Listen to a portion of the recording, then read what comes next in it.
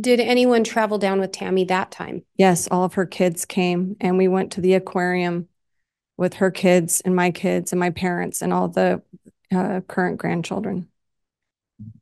In seeing Tammy in April, June, July, and October of 2019, did you observe any signs of her slowing down? No, I did not. Did you observe any signs of her being sick? No, I did not. Did she complain of any health issues? Other than her wrist hurting, no.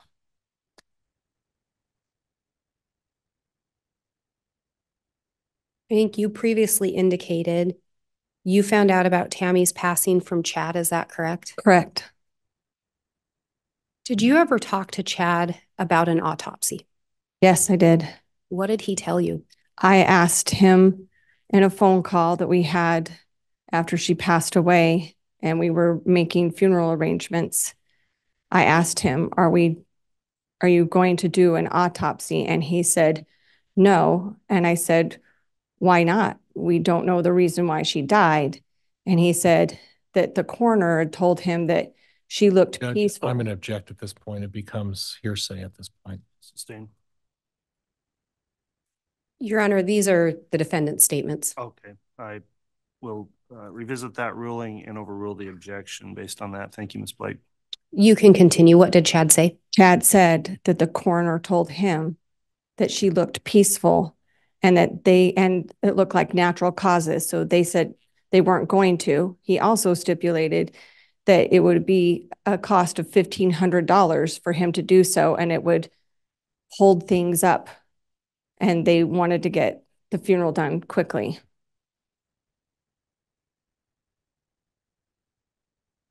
Do you recall when the funeral was? Tuesday. And she passed away on a Saturday? Correct. Did that seem fast? Yeah. And where was Tammy buried? In Springville, Utah. Did that surprise you? Yes, it did. And why was that? Because she resided in Rexburg with Chad and her children. And I asked Chad in that same phone call, why are you burying her in Springville when you all live in Rexburg? And he told me, we are covered with snow and ice for most of the year, and you will take good care of her. Was there anything that struck you as odd about Tammy's headstone? Yes, he requested that his name not be on it. I found that odd for somebody that was heavily into family history to not do so. Judge, I'm going to object. This calls for it's a narrative, excuse me. I can ask a question. Go ahead. Why was that odd to you? Because he was heavily involved in family history, and we look for headstones to find information about our ancestors. And to leave that off would mean that someone further down the line could not connect him to her.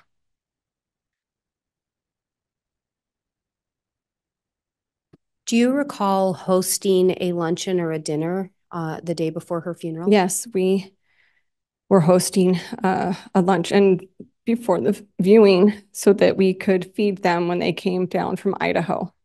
And when you say feed them, who are you referring to? Just referring to Chad and his kids. Did they show up?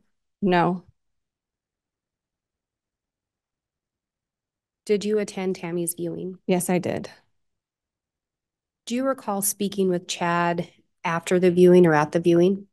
Briefly. Did he tell you anything in relation to Tammy's passing? Yeah, he said that he had information that he wanted to tell me about Tammy's last week and how she'd felt like that her body was separated from herself. And he wanted to give me more information so that I would have comfort about her passing. Did he tell you anything about having a vision that Tammy's mission was going to be complete? Yes, he did. Did he also indicate to you, but the vision was that she wasn't going to die? That was what I took from the conversation. And you said or let me back up. Did you attend Tammy's funeral? Yes. Did Chad indicate anything about wanting to talk to you after the funeral? That is what we thought was going to happen. Did you in fact talk to Chad after the funeral? No. Why not? He made himself unavailable.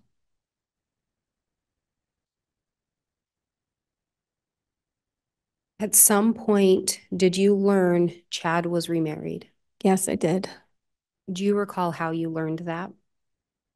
My husband, Jason, told me that he had talked Judge, I'm going to on the object at this phone. point. Sustained. Move to strike. And I will strike that response. Do you recall reaching out to Chad about a month after Tammy's passing? Yes. And did Jason also reach out to Chad? Yes. At some point, did Chad tell you his new wife's name? Lori Ryan. Did he indicate anything to you in relation to Lori Ryan having a previous spouse? Yes, he said that her previous husband had died of a heart attack. And that was why they connected. He told me that they both had lost a spouse and that was why they met up and had their marriage. And you learned about the marriage approximately a month after your sister had passed away? Correct. At some point, did you learn when Chad had actually gotten married? Yes, I did. It And when was that? was November 5th, 2 weeks after she was buried. At some point, did you learn of another name associated with Lori Ryan? I did. And what was that name? Vallow. And did you learn of some other names associated with Lori Vallow? That there were children, JJ and Tylee. At some point, did you talk to Chad or have a conversation with him about that? Yes, I did. And what did he tell you? I asked him in a phone call, please tell me about this woman that you've replaced my sister with. And I asked him questions about her name because what we found out was different than what he told us. And he said, well, she had a complicated past and was trying to move on from it. And that's why they had told us the name that they had. Judge, could we have some foundation as to when this phone call supposedly took place? It took place December 13th. And was that of 2019? Correct. Did you know where Chad was at that time? I think he was in Hawaii. At that same time, do you recall Chad telling you something about Tammy visiting him? Yes. What did he tell you? Because I was questioning him about this marriage, he asserted to me in this very, spiritual like tone that, Samantha, I am telling you now that when I was at the cemetery, Tammy showed herself to me and said that I should move on. And I responded with, when most women say that to their husband, it's in 2 years from now, not 2 weeks after I'm dead. Judge, argumentative.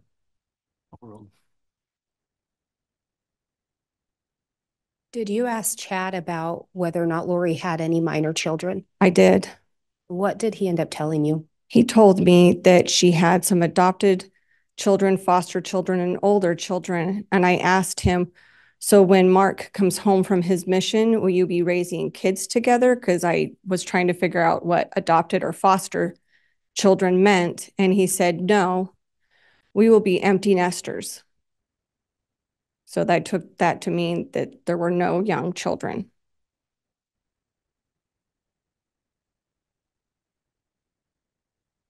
I have no further questions. All right, thank you. Given the time, council, I think it's appropriate we take our lunch break before we begin with cross. So we'll go ahead and take the lunch recess at this time. We'll come back on at 1 o'clock for continued testimony with cross-examination. All right, please.